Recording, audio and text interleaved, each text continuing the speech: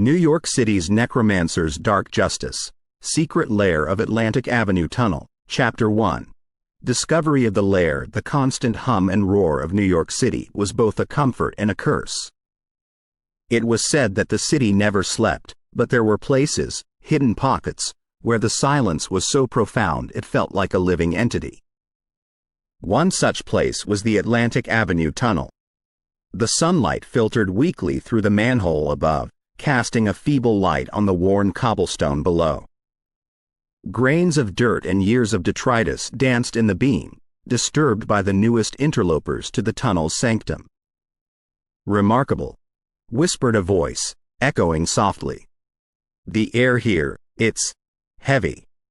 Moros, a tall, pale man with jet-black hair and eyes that mirrored the void of a starless night, nodded in agreement. "It's perfect. The weight of the city above, the echoes of the past. The spirits will be strong here." Beside him, Alara, with her fiery red locks and piercing green eyes, shivered involuntarily. "It feels like walking into the mouth of some primordial beast, a behemoth of shadows and secrets." Moros reached out, his fingers brushing the tunnel's damp stone wall. "This tunnel has seen more than a century of history. It knows secrets that have been swallowed by the city's hustle and bustle.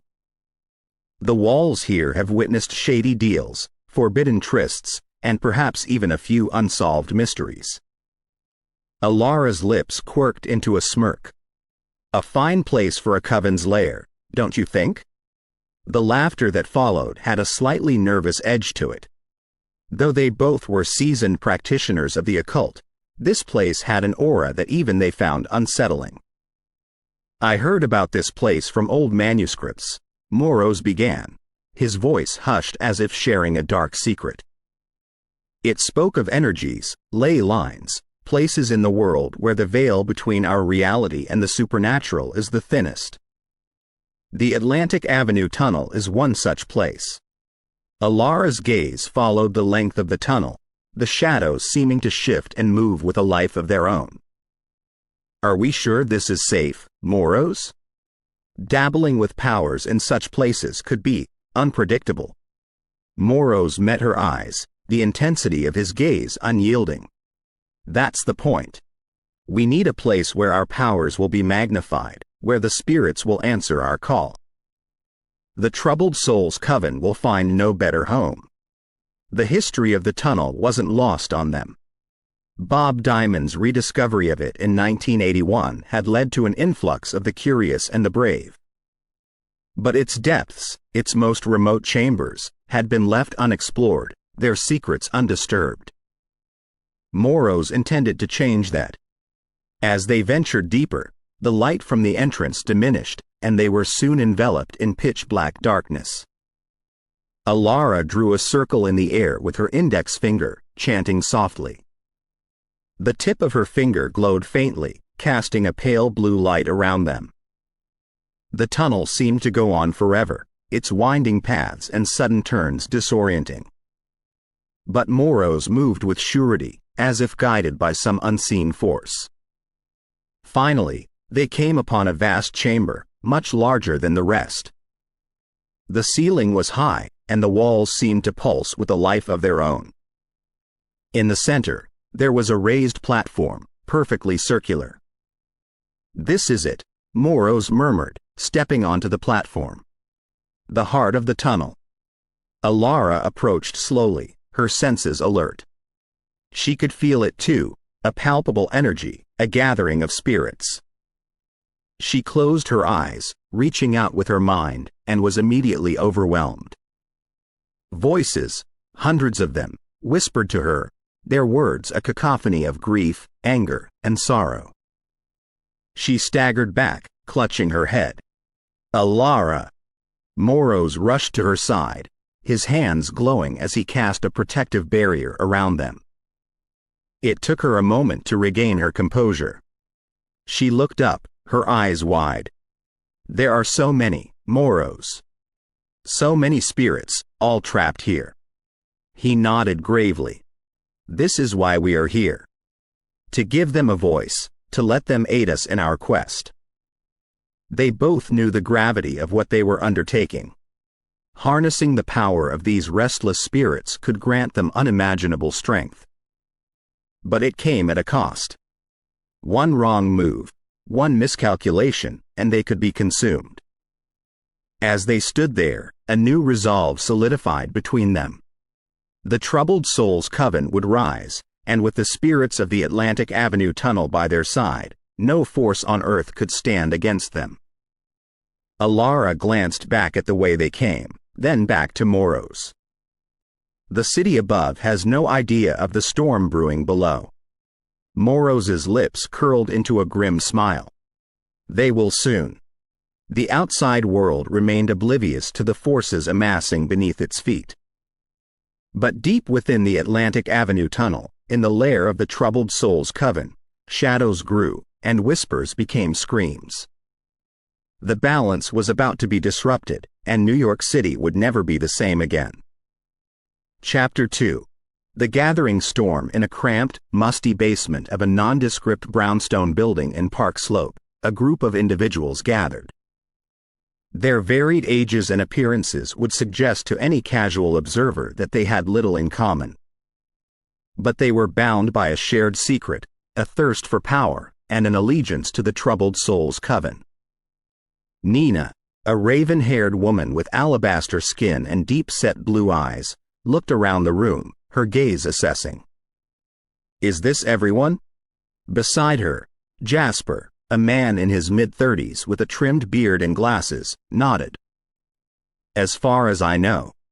But I've heard Moros has recruited more. The news made Nina smirk. Good. We'll need all the help we can get if we're to execute Moros's vision. At the mention of Moros, the room's atmosphere grew tense. While each member of the Coven respected and followed him, there was an unspoken understanding that Moros, with his unyielding pursuit of power and his association with the spirits of the Atlantic Avenue Tunnel, was a force to be reckoned with. As if on cue, the door creaked open, revealing the imposing figure of Moros, with Alara by his side. The room grew silent, the air thick with anticipation. Good evening, Moros began, his voice echoing with an authority that demanded attention. I trust you all understand the gravity of our endeavors. A murmur of agreement spread across the room. Our mission, he continued, is to cleanse the city.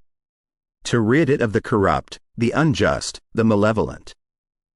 And to do that, we must harness a power that the world has never seen. Alara took a step forward, her eyes searching the room. We have chosen the Atlantic Avenue Tunnel as our lair. But to make it our own, we must first appease the spirits that reside there. Jasper raised an eyebrow, intrigued. And how do you propose we do that? Moros's eyes gleamed.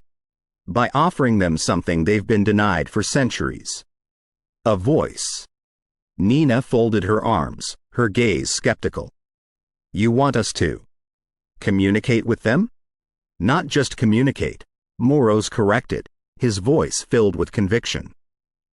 We will give them agency, let them inhabit our world through us. Let them exact their revenge on those who've wronged them. A collective gasp filled the room. They had dabbled in summoning spirits before, but this was a whole different level. The realization slowly dawned on them. Moros was suggesting a full-blown possession. We are to be vessels? Asked a voice from the back, shaky with fear. Moros nodded, a fierce determination in his eyes. It's the only way. The spirit's wrath, combined with our skills and knowledge, will make us unstoppable. The room grew silent, the weight of the decision pressing down on each member. Nina was the first to break the silence. It's risky, Moros. There's no guarantee we can control these spirits once they're inside us. Alara stepped in, her voice reassuring. We have spells, rituals, safeguards. We've been preparing for this for a long time. Trust us. The room erupted in whispers, a mixture of excitement and trepidation. Jasper cleared his throat. "When do we begin?" Morrow smiled, the glint in his eyes unmistakable. "Tonight." The Coven made their way to the Atlantic Avenue tunnel, the weight of their decision heavy on their hearts. As they approached the entrance, they could feel the pull, the allure of the spirits beckoning them. Inside the tunnel, they gathered around the raised platform. Morrows and Alara began preparing for the ritual, placing candles in a circle and drawing symbols on the floor.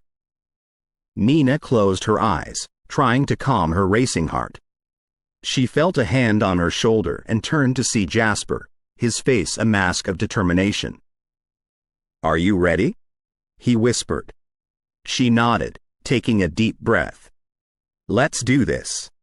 As the ritual began, the tunnel came alive. Shadows danced on the walls, the air growing cold. The spirits of the tunnel, restless and eager, began to swirl around the Coven. Alara began chanting, her voice echoing in the vast chamber. As her incantations grew louder, the spirits became more frenzied, their whispers turning into screams. One by one, the members of the Coven began to convulse, their bodies racked with pain. But as the spirits entered them, a sense of calm washed over them. Nina felt herself being lifted, her consciousness merging with that of a spirit. Images flashed before her eyes, memories of a life long forgotten. She could feel the spirit's anger, its thirst for revenge. All around her, she could hear the cries of her fellow Coven members, each one experiencing the same transformation. When it was over, the room was eerily silent. The members of the Coven stood, their eyes vacant, their bodies rigid. Morrow stepped forward, his voice commanding. "Rise, my army. The time has come to unleash our wrath upon the world." The city above remained blissfully unaware of the dark forces that had been awakened below. But as night fell, a storm began to brew, both in the skies and in the hearts of the members of the Troubled Souls Coven. And as the first drops of rain began to fall, so too did the first victims of their vengeful spree. The balance had been tipped, and New York City would never be the same again. Chapter 3. Echoes from the Shadows. Detective Jonah Harkness wasn't a believer in the supernatural. To him, everything had an explanation, even if it was buried beneath layers of deception and human fallacy. But the recent string of peculiar events had him perplexed. 3 high-profile individuals, a corrupt officer, a manipulative lawyer, and a greedy business magnate, had all vanished mysteriously within the last week. The only thing connecting them was their shady pasts and a piece of parchment with an arcane symbol found in their offices or homes. Jonah was in his dimly lit office, poring over these parchments. Each had a unique, faint aroma, a mix of mold and something metallic. As he leaned closer, he could swear he heard whispers, faint echoes from a distant past. Shaking his head, he dismissed it as fatigue. Suddenly, his phone buzzed. An unknown number. "Detective Harkness," he answered. A raspy voice replied, "You tread on sacred ground, detective. Turn back, or you too will be consumed by the wrath of the forgotten." The line went dead. Jonah's heart raced.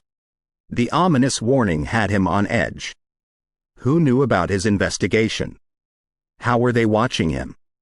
He decided to visit the last known place where one of the victims was seen, a ritzy club in Brooklyn named Elysian Mystique. The club was alive with the chatter of New York's elite, the glitterati mingling amidst sultry jazz music. But Jonah wasn't there to socialize. He began questioning the staff about the night the business magnate disappeared. The bartender, a young man with tattoos snaking up his arms, remembered the man. He was here, all right. Kept glancing nervously at the entrance, like he was expecting someone or something. Did he meet anyone? Jonah asked. The bartender shook his head. No, but he looked scared. Kept muttering something about shadows from the tunnel. This piece of information sent a chill down Jonah's spine. The Atlantic Avenue Tunnel. Growing up, he had heard stories of it being haunted, but he had dismissed them as urban legends. Later that night, equipped with a flashlight and his instincts, Jonah found himself standing before the entrance of the Atlantic Avenue Tunnel. Taking a deep breath, he ventured in. Inside, the world seemed different. The sounds of the city faded, replaced by a deafening silence occasionally punctuated by dripping water. His flashlight revealed remnants of the past, rusty rail tracks and old brickwork. Jonah felt watched. He could sense a palpable energy around him. The walls seemed to be breathing, echoing with memories of bygone eras. And then, he heard them. Whispers. Soft, urgent, angry. Following these echoes, he stumbled upon the chamber where the troubled souls' coven had performed their ritual. The remnants of their gathering were still there, melted candles, symbols drawn in chalk, and an aura of dark energy. Drawn to the center, Jonah felt a rush of images flood his mind, visions of betrayal, anger, vengeance. He saw the faces of the missing individuals, terror evident in their eyes, and shadows looming over them. In his trance-like state, a soft voice broke his reverie. "You shouldn't be here." Jonah turned to see a woman, her raven black hair cascading over her shoulders, her eyes deep pools of sorrow. "Who are you?" She hesitated. "Nina." The name was familiar. Jonah recalled seeing it on a list of associates connected to one of the missing persons. "What happened here, Nina? What did you do?" Nina looked away. "It wasn't meant to be this way. We wanted justice, not chaos." Jonah pressed on. "Tell me everything." Nina hesitated, then began her tale about Moros, the Coven, their quest for justice, and the spirits they had unleashed. As she spoke, Jonah felt a mixture of dread and sympathy. He realized this wasn't just a case of missing persons. It was a battle against forces beyond human comprehension. When she finished, the detective looked at her, determination burning in his eyes. "We need to set this right, Nina." She nodded, tears glistening. "I know, but how?" Jonah replied, "Together. We'll find a way." The two formed an unlikely alliance, merging the worlds of logic and mysticism. The city's fate rested in their hands as they raced against time to quell the restless spirits and save New York from descending into shadows. In the distance, a storm was brewing, both in the skies and in the realm of the supernatural, heralding the challenges that lay ahead for Jonah and Nina. The game of shadows had just begun. Chapter 4. Shadows and Secrets. Nina led Jonah through a maze of interconnected tunnels beneath the city. Every so often, she'd place her hand against the cold stone, sensing the energy around them. The deeper they went, the denser the atmosphere became, the weight of the centuries pressing down upon them. They emerged in a cavernous space, the remnants of an old underground station. The place was filled with items that looked out of time: scrolls, amulets, ancient pottery, and a large stone altar at the center. This was clearly where the troubled souls' coven had been congregating. "Welcome to our lair," Nina said, her voice echoing through the vast chamber. Jonah surveyed the area, trying to piece together the enigma. Why did the coven choose this place? "This is a nexus," she replied, "a convergence of energies. Every spell we cast here is amplified." He hesitated for a moment, processing. "And what about the people? Those who disappeared?" She sighed deeply, walking over to the altar. "They were sacrifices. Not by choice, but by consequence." "Explain," Jonah pressed, feeling a growing sense of dread. She began. "Our initial intention was to summon spirits who'd seek vengeance on the guilty. But Moros, in his hunger for power, reached into the depths and called upon entities we could not control. Those spirits didn't just seek justice, they craved souls. Jonah's mind raced, so the missing people were consumed by the spirits, Nina finished grimly. Jonah thought of the missing individuals, the parchment, the symbols. How do we stop this? Nina's eyes flicked to a scroll on the altar. We need to perform a sealing ritual. But for that, we need 3 things: the heart of Acheron, the tear of the damned, and the blood of the innocent. Jonah's gaze sharpened. And where do we find these?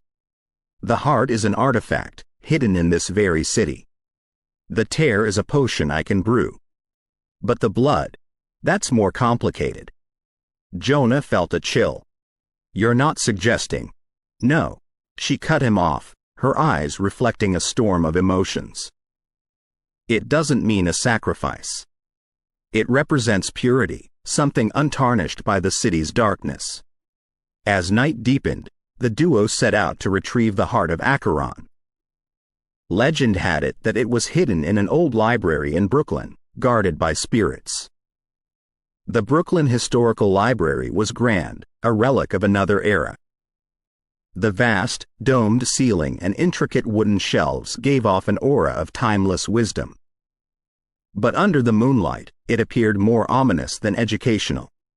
Using her knowledge of the arcane, Nina drew a symbol on the main door, allowing them to pass through without alerting the spiritual guardians. The heart was rumored to be in the forbidden section, a place where dark tomes and cursed artifacts were kept. The door to the section was adorned with a serpent, its eyes 2 gleaming emeralds. As they entered, shadows seemed to dance on the walls, and whispers filled the air, recounting tales of sorrow and malice. Jonah felt the weight of countless eyes upon them. After what felt like hours, Nina's hand settled on a box adorned with the same symbol from the parchment.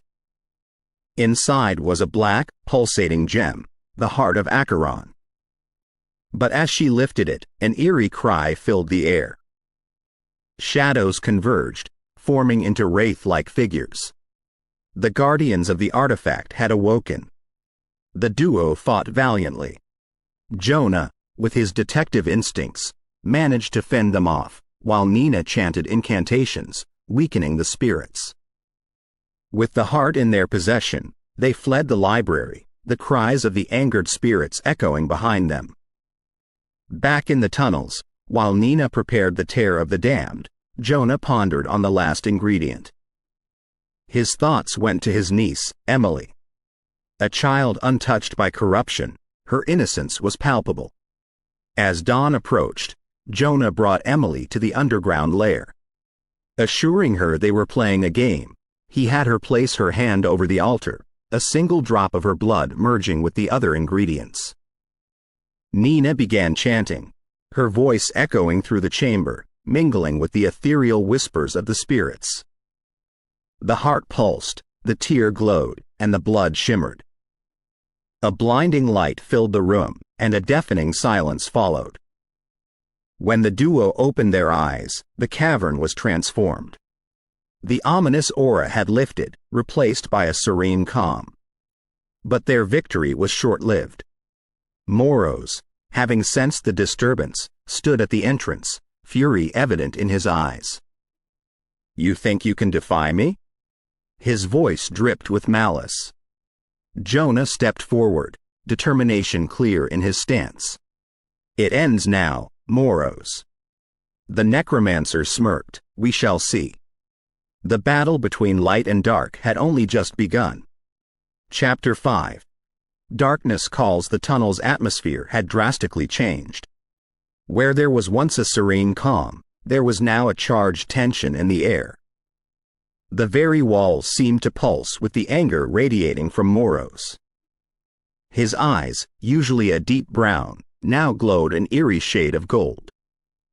"You dare defy me in my own domain?" His voice was a mixture of astonishment and rage. Jonah took a step forward, meeting Moros's gaze without flinching. "This is not your domain." You may have led these people astray, but it's time to end this madness." Moroz's laughter echoed, creating an unnerving symphony with the whispers of the spirits. "You think it's that simple? That you can waltz into my realm and dictate terms?" Beside Jonah, Nina prepared herself, chanting softly under her breath, her fingers drawing symbols in the air. The surroundings responded, lights flickering and a wind swirling from nowhere, lifting her dark hair. Moroz noticed. "Ah, Nina, ever the rebel. After all I taught you, this is how you repay me." She met his anger with defiance. "You took our purpose and twisted it for your own gain. We wanted justice, not blind revenge and power." The air thickened with anticipation. The spirits in the tunnel grew restless, their whispers becoming anxious murmurings. Without warning, Moroz lunged at Jonah. Faster than the eye could see, he moved with a supernatural grace, but Jonah was ready. Pulling out a talisman Nina had given him earlier, he deflected Moroz's attack. The elder necromancer stumbled, surprise evident on his face. Nina seized the moment, chanting louder, directing her energy at Moroz. Blue tendrils of power shot from her hands, ensnaring him. He struggled, his own dark energy pushing back against her hold. Jonah joined in, his voice merging with Nina's, reinforcing her spell. The chamber echoed with their combined might, a beacon of hope against the shadow of Moroz's power.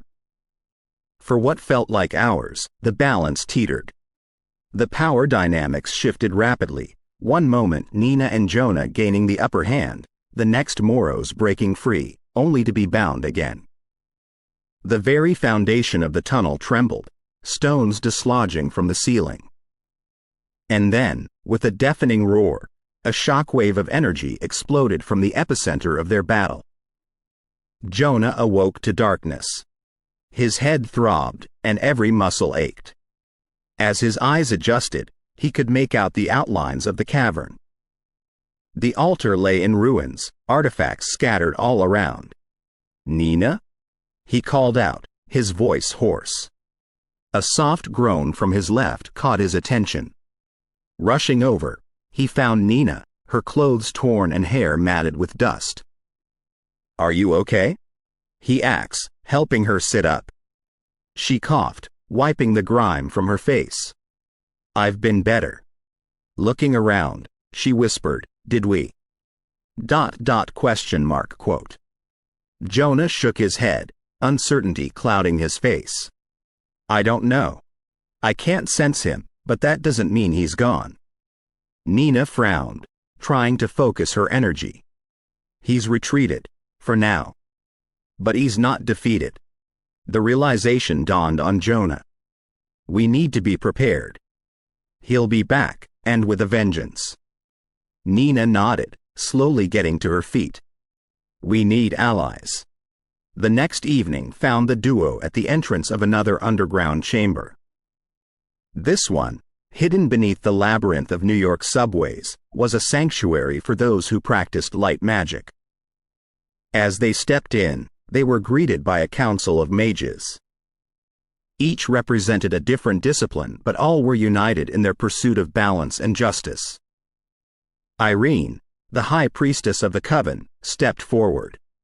Her silver hair flowed freely, and her eyes sparkled with age-old wisdom. "We've been expecting you." Nina bowed slightly, respect evident in her posture. "We need your help. Moroz has grown too powerful. Alone, we can't defeat him." Irene nodded solemnly. "We're aware. His darkness has been spreading, affecting our own realms." Jonah interjected, "So, you'll help?" She looked at him, her gaze piercing. "We will. But understand this. Once we start down this path, there's no turning back." "Are you prepared for the consequences?" Jonah and Nina exchanged glances, determination burning in their eyes. "We are." And so, in the depths of New York, an alliance was formed, ready to face the looming darkness and the wrath of a scorned necromancer. The battle lines were drawn. Chapter 6. Whispers in the wind night blanketed the city, but beneath the streets, in the caverns and catacombs that ran like veins through its heart, there was a restless energy.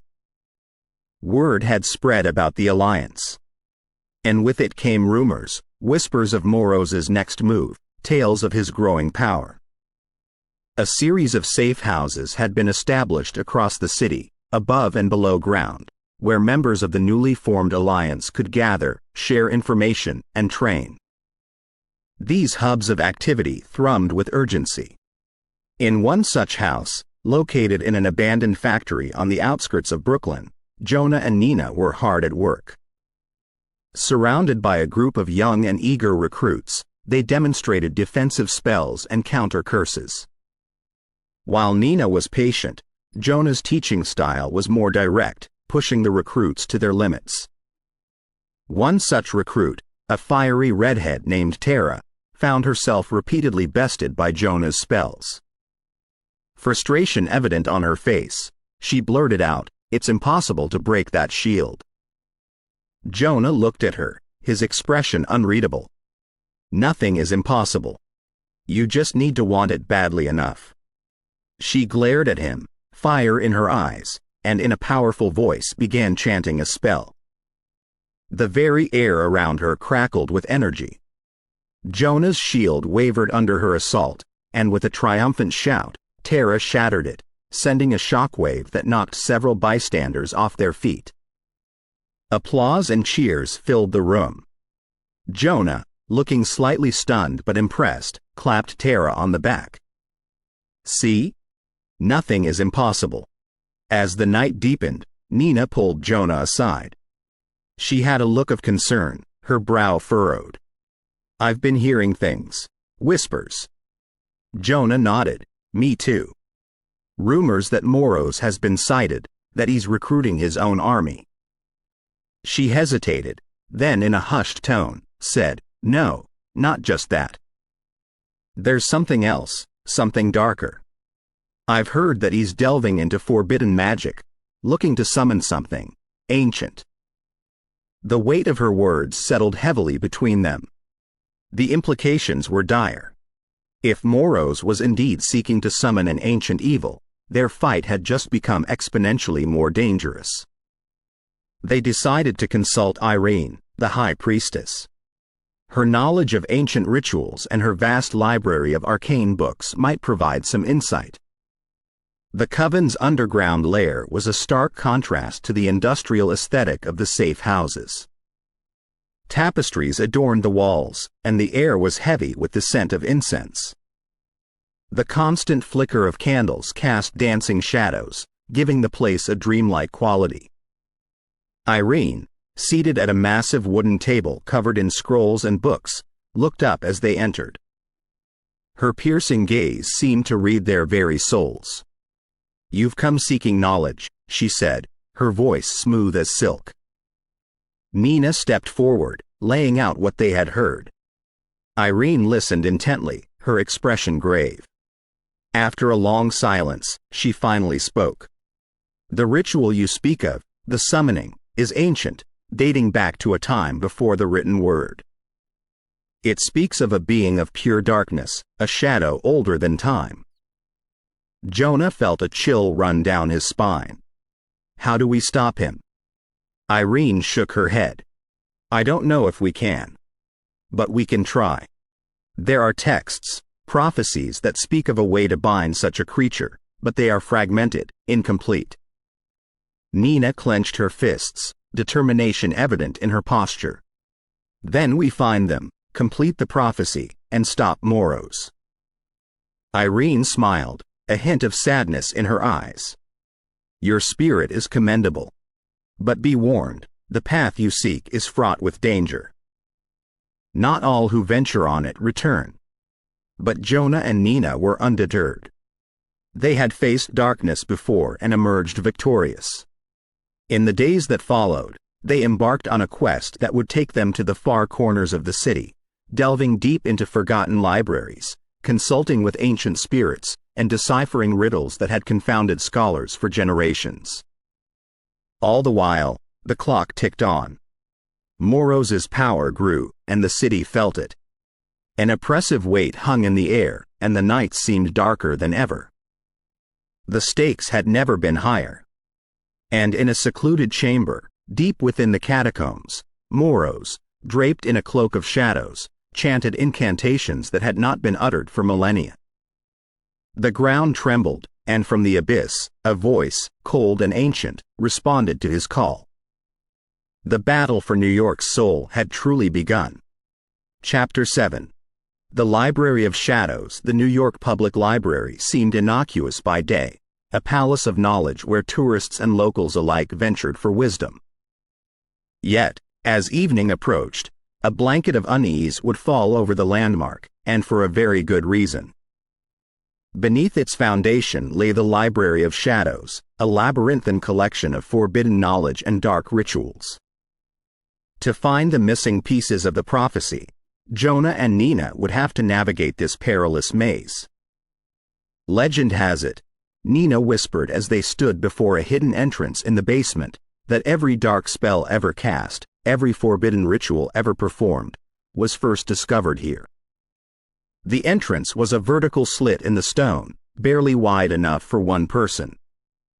They'd need to enter one at a time. Jonah, lighting a magical blue flame in the palm of his hand, nodded. Let's hope the legends about its guardians are just myths. They entered, the narrow passage soon widening into a vast underground chamber filled with endless rows of towering bookshelves. Scrolls, manuscripts, and tablets from forgotten civilizations filled the shelves, each emanating a dark aura. The blue flame in Jonah's hand cast eerie shadows on the walls, making the chamber appear alive with whispering specters. As they ventured deeper, the atmosphere thickened. The silence was palpable, punctuated only by the distant drip of water and the soft rustling of pages. Every so often, a cold gust of wind would blow, extinguishing Jonah's flame and plunging them into complete darkness until he could reignite it. "We're looking for the Tome of the Ancients," Nina murmured, recalling from her research.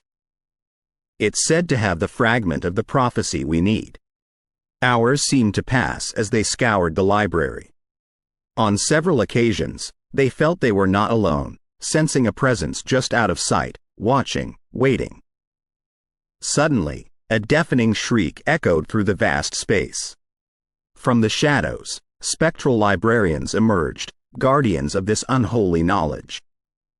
They floated above the ground, their eyes hollow sockets, and their fingers elongated into razor-sharp talons. Jonah and Nina drew protective circles around themselves, chanting defensive spells. Yet, the specters seemed immune, passing through the barriers effortlessly. Desperation mounting, Jonah yelled, "Find the tome." "I'll hold them off." Nina, trusting Jonah's strength, raced down an aisle, her senses on high alert. Each row she turned down seemed to stretch endlessly. Panic bubbled up, but she pushed it down, focusing on the task. She could feel the tome's energy, ancient, powerful, and just within reach. As Jonah engaged the spectral guardians, the air around him crackling with magic, Nina stumbled upon a pedestal. On it lay a massive book, its cover made from what looked like human skin, with the title, Tome of the Ancients, etched into it. Without a moment's hesitation, she opened it, searching for the prophecy.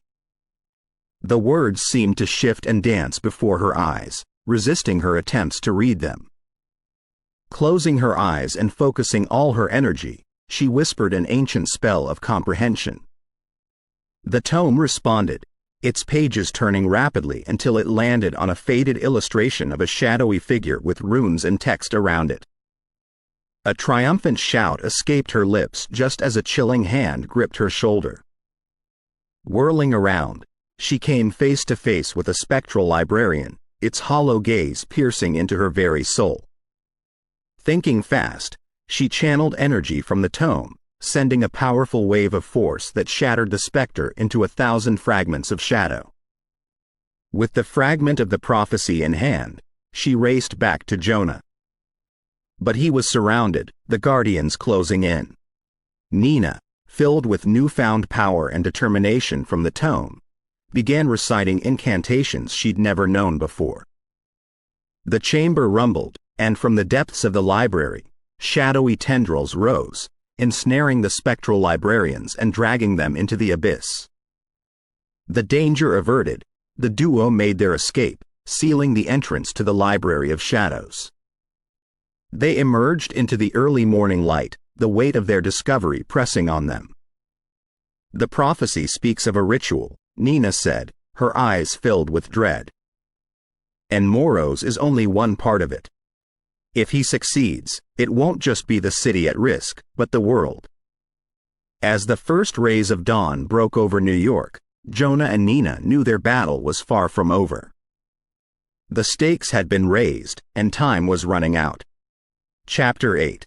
The gathering storm. New York was awakening, the city's omnipresent hum resuming with the first light of dawn. In the midst of it, Jonah and Nina found themselves in an old, ornate townhouse, its stone facade a relic of a bygone era.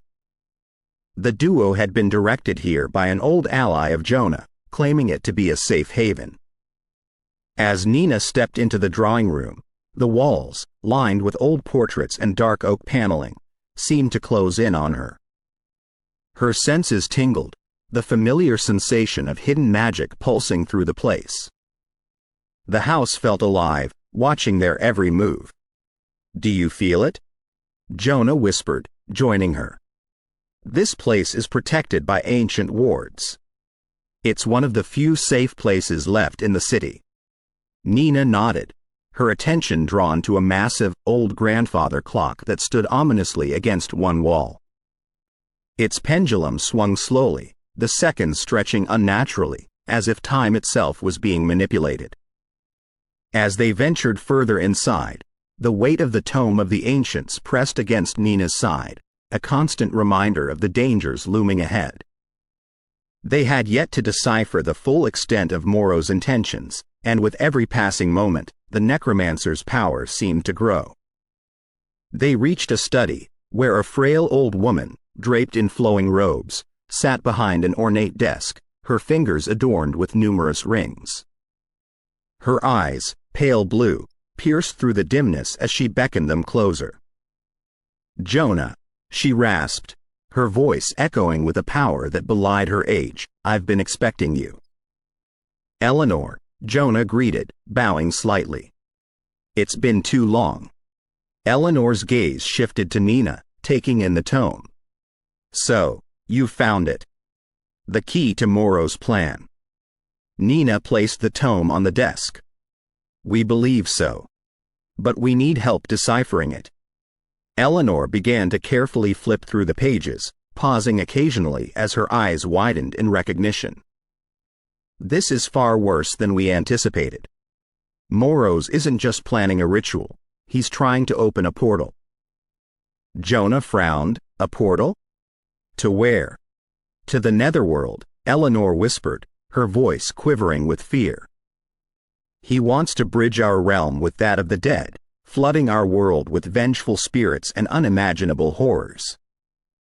If he succeeds, there will be no stopping the apocalypse." The weight of the revelation bore down on them. The stakes were far greater than any of them could have imagined. "We need to stop him," Nina said, determination burning in her eyes. "There must be a way." Eleanor nodded. "There is a ritual, one that can counteract Moro's spell and seal the portal. But it requires 3 ancient relics scattered across the city." Jonah's heart sank. "We don't have much time." Eleanor looked up, her eyes filled with a fierce determination that echoed Nina's. "Then we best get started." The trio spent hours poring over maps, ancient texts, and discussing strategies. The first relic, the Heart of the Abyss, was said to be housed in the crypts of an old church, buried deep within its catacombs. The second, the Eye of Eternity, was rumored to be part of a private collection, locked away in a mansion in the Upper East Side.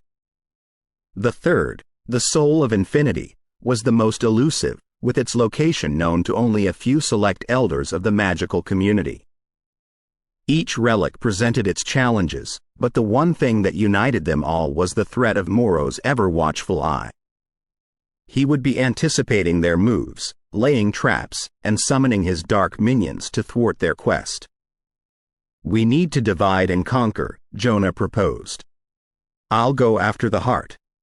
Eleanor, you're the only one who can retrieve the eye without alerting its guardians. And Nina," he paused, placing a hand on her shoulder, "you need to find the soul. You've proven yourself more than capable."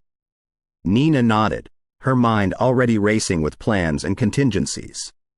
The path ahead was fraught with danger, but the fate of the world rested on their shoulders. The gathering storm was almost upon them, and they would face it head-on. That evening, as darkness enveloped the city, the trio set out on their respective quests. The shadows seemed to grow longer, the city's heartbeat more erratic. The very air was charged with tension, a prelude to the impending battle between light and darkness. In the distance, thunder rumbled, announcing the arrival of the gathering storm. Chapter 9. The Crypts of Desolation. The ancient church stood like a sentinel amid the bustle of New York City. Time-worn and weather-beaten, its Gothic spires reached skyward as if trying to touch the heavens. Jonah approached the entrance, feeling the first drops of rain splatter against his face. The approaching storm mirrored the turmoil in his heart. Pushing the heavy doors open, he stepped into the hallowed halls. The scent of old wood and incense greeted him, and despite the urgency of his mission, he paused to appreciate the beauty of the stained glass windows that depicted scenes of divine judgment and salvation. But he was not here to pray. Descending into the church's catacombs, he navigated a labyrinth of tunnels, guided only by the dim glow of his torch. The air grew colder, and the suffocating silence was only broken by the drip-drop of water echoing off the stone walls. The crypts were said to be home to the Heart of the Abyss, one of the relics Eleanor had spoken of.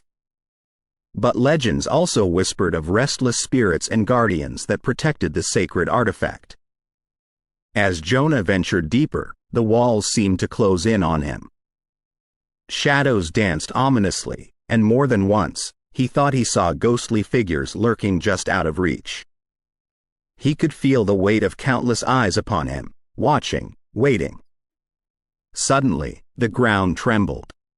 The narrow passageway ahead split open, revealing a cavernous chamber bathed in an eerie, blue glow. At its center stood a pedestal, and upon it lay a heart, not of flesh, but of pure obsidian, pulsating with a dark energy. The Heart of the Abyss. Jonah approached, his every instinct screaming at him to be cautious. As he neared the relic, an otherworldly voice echoed through the chamber. "Who dares disturb the resting place of the heart?" "I am Jonah," he replied, trying to sound confident. "I seek the heart to prevent a cataclysm that threatens our world." The voice, cold and emotionless, responded, "Many have sought the heart for their own gain and met their doom. Why should you be any different?" Jonah took a deep breath. "Because I don't seek it for power or personal gain. I seek it to save the innocent, to prevent the darkness that Moros wishes to unleash upon the world." The chamber fell silent. Then, slowly, ghostly figures began to materialize from the shadows, their forms translucent and shimmering. They circled Jonah, whispering among themselves, debating his worthiness. After what felt like an eternity, the lead spirit, an old priest dressed in tattered robes, spoke, "We will grant you the heart, but know this, if your intentions are not pure, the heart will consume you." Jonah nodded, reaching out and taking the obsidian heart into his hands. Its cold touch sent shivers down his spine, and he could feel the immense power it held. He secured it in a pouch and bowed to the spirits. "I promise, The heart will be used to protect, not to harm. As he retraced his steps, the catacombs seemed less menacing. The spirits watched in silence, their judgment passed. Emerging from the church, he found the storm in full fury. Rain lashed the city, and lightning illuminated the skyline. Jonah knew he had little time.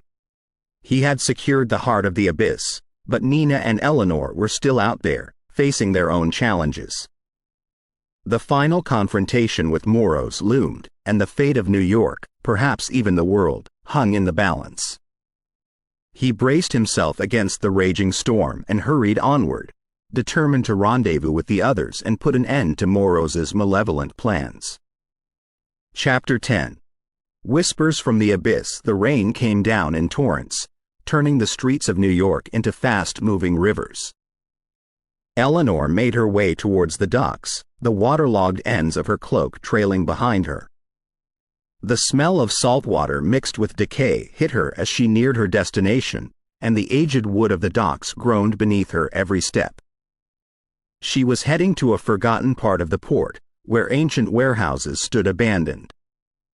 Moros had left breadcrumbs that indicated this was where the final ritual would take place. He planned to unleash a tidal wave of darkness to swallow the city, using the accumulated energies of the troubled souls they had manipulated. Navigating through the maze of crates and containers, she finally reached a cavernous warehouse. The immense double doors were slightly ajar, revealing a dim, flickering light within. Pushing them open, she was met with an astonishing sight. A massive, intricate pentagram had been drawn on the warehouse floor with what looked like salt and ash. At each point stood a brazier, flames reaching out hungrily, painting the vast space in an ominous glow. Shadows shifted and danced, as if alive. But the most disturbing sight was in the center, a blackened cauldron, bubbling with a molten silver substance, with dark tendrils rising from its surface. Eleanor felt the press of unseen energies as the charged atmosphere prickled her skin.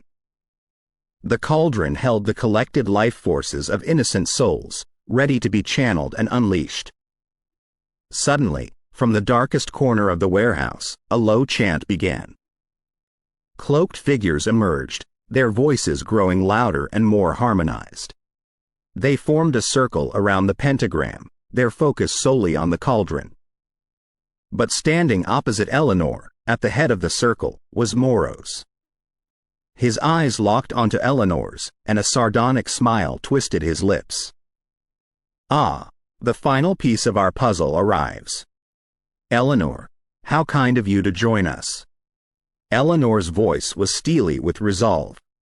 "This ends now, Moros. Release those souls."